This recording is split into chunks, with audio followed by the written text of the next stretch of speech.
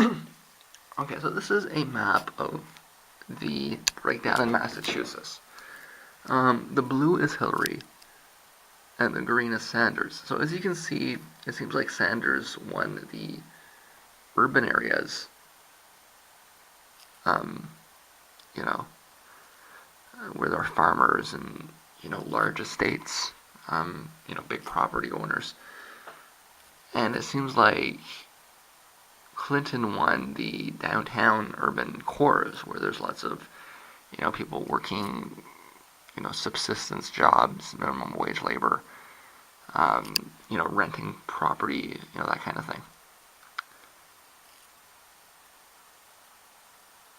Is that really a coherent narrative to you? Is that, Sanders should win where there's more money and Clinton should win where there's less money? Does that really make sense? So they've counted all the votes in Massachusetts now, and she managed to win by one delegate.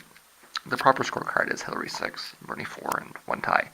But it's the delegate count that matters, and he kept her under 600 pledged delegates. The superdelegate talk is, it's establishment scaremongering. The reality is that they're free to change their vote at any time and would be committing suicide if they voted against the primary process. If Bernie did manage to win, the the pledged delegates and the super delegates showed up and they said no, we're going to vote for. You might as well just give the election to the Republicans, right?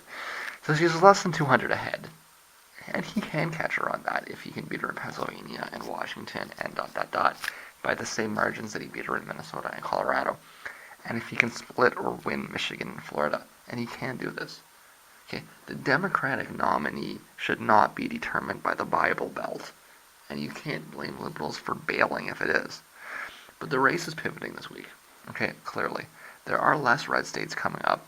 Logic and abstraction needs to yield to concrete results. It's just better than the media would like you to believe, that's all I'm saying. I'm more interested right now in trying to understand the map. Okay, maybe it's evidence that Canadians should be taken skeptically in trying to understand, American elections, and I've warned you repeatedly. But I think it's a little more sinister. Okay, this map makes absolutely no sense. Clinton's ability to disproportionately swing blacks makes no sense. And when things consistently fail to make sense, it's reasonable to question their legitimacy. I don't claim to have an understanding of data on the urban-rural split in America, and the fact that the parties have been so interchangeable for so long throws some wrenches into everything. But in Canada, this map would be equivalent to suggesting that the NDP swept the rural farming communities and suburbs, while the Liberals swept the downtown cores, which had a certain level of vocal coherence 100 years ago, but it's impossible to understand today. The wealthier people living, outside. The wealthier people live outside the urban cores. They own property. They have good jobs. They're less interested in socialism. The less wealthy people live inside the urban cores. They work minimum wage jobs. They rent. They're more interested in socialism. So how does Sanders sweep the rural areas and Clinton sweep the urban areas? It's the same incoherent proposal as Clinton sweeping urban southern blacks. But at least you can jump through some hoops on that, right? I don't see any hoops to jump through on Hillary sweeping Boston and Sanders sweeping the countryside.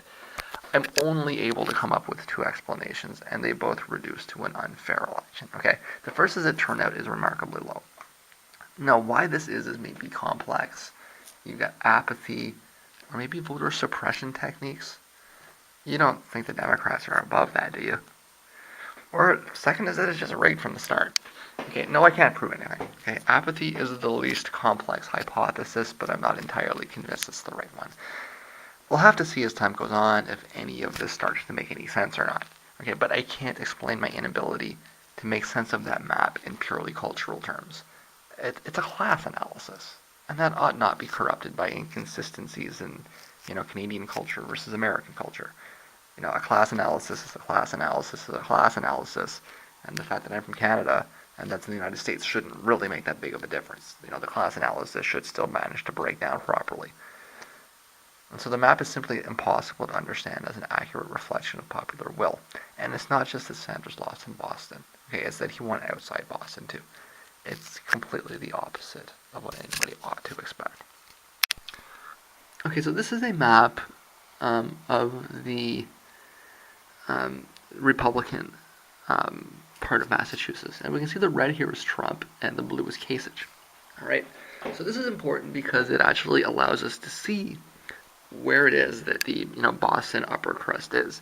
And everybody knows there's a Boston upper crust, but everybody also knows that there's a famous Boston working class, right? So you would expect the more educated people to not vote for Trump, but to vote for Kasich, right? That makes sense.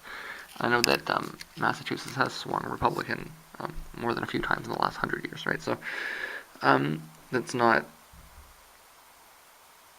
I mean, there's an elite of Republican liberals, right?